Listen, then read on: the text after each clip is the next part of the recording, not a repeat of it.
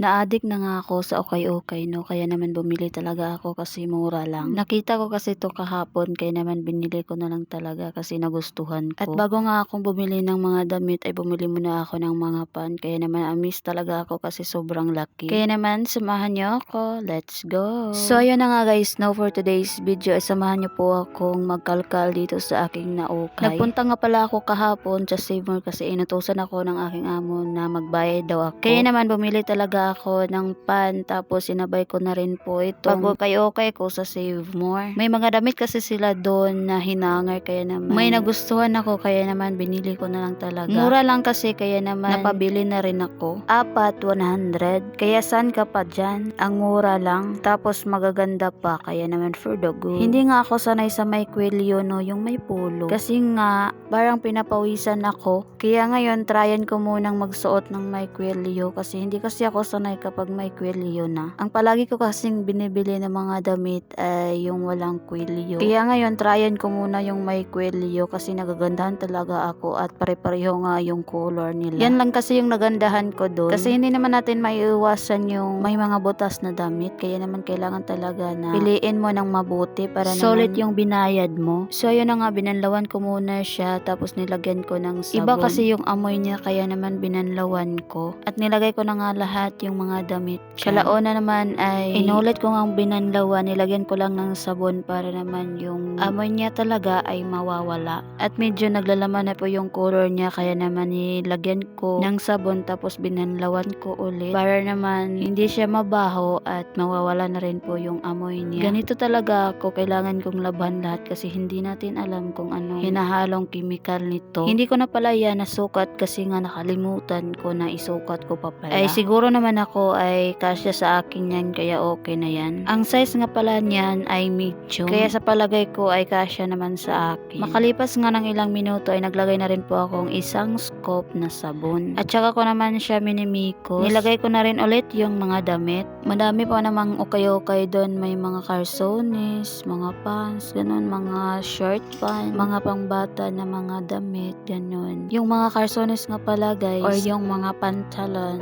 ay dalawa 100. Iyaasan ka pa, nakamura ka pa, maganda pa. Ayusin mo talagang pagpili ng mga ukay-ukay para naman hindi ka makapili ng mga butas-butas na mga calzones, ganun, or mga damit. Guys, ang mura lang to. Kaya sa pabalik-balik ko sa Save More ay nakabili na rin po ako ng mga damit. Susunod naman yung mga calzones or short pants. Ito lang muna kasi kapos tayo sa pira.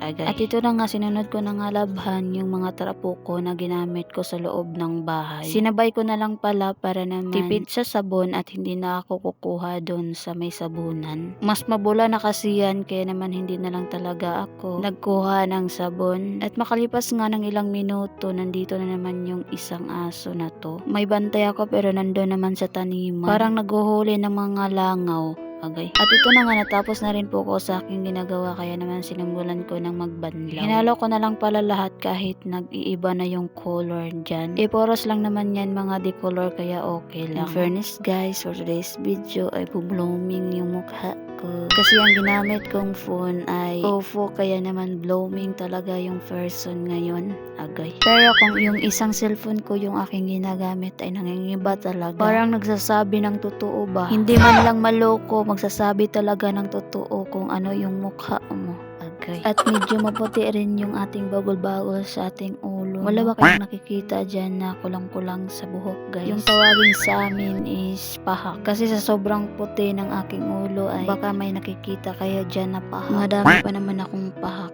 Agay. Sobrang against the light talaga yung aking cellphone no, kaya naman sobrang puti ko talaga tignan dyan kahit naman hindi maputi. Makalipas nga ng ilang minuto kumuha na rin po ako sa aking pabango ng aking mga damit. At kung makikita niyo ay basang-basa yung aking damit kasi nga yung remote ng aking tripod ay nilagay ko po sa ilalim ng aking bra kaya naman ganun na lang talaga. Ito talaga ang mangyayari sa iyo kapag gumagawa ka ng mga video tapos walang magbibideo sa iyo. At mahirap talaga kapag hindi de-remote yung tripod mo kasi mahihirapan ka talaga. Buti na lang may nalaman ako na may tripod pala na with remote kaya yun, bumili ako sa TikTok. Kahit mahal ay binili ko na rin para naman kung mag-vlog ako ay hindi na ako mahirapan. Makalipas nga ng ilang minuto, ito namang aso na to ay nakabantay na naman sa akin. Para naman kung ano yung ginagawa kasi tignan niyo naman yung mukha niya. Parang pagod palagi. Ngayon talaga si Tofe, minsan na lang siya nandyan at sinasamahan ako. Kasi nga for today, may dalaw tong panghak na to. Kaya iniisnaban ako. At tignan niyo naman, umalis ka agad. Hindi pa nga umabot ng isang oras dyan, umalis ka agad. Ganyan talaga no, iiwan ka lang nang walang paalam. Tapos kung maalala ka niya, bigla na lang nagchat-chat sa'yo. Bigla na lang nag-hi, kumusta ka na? Yung tipong magugulat ka na lang kasi nag-chat sa sa'yo.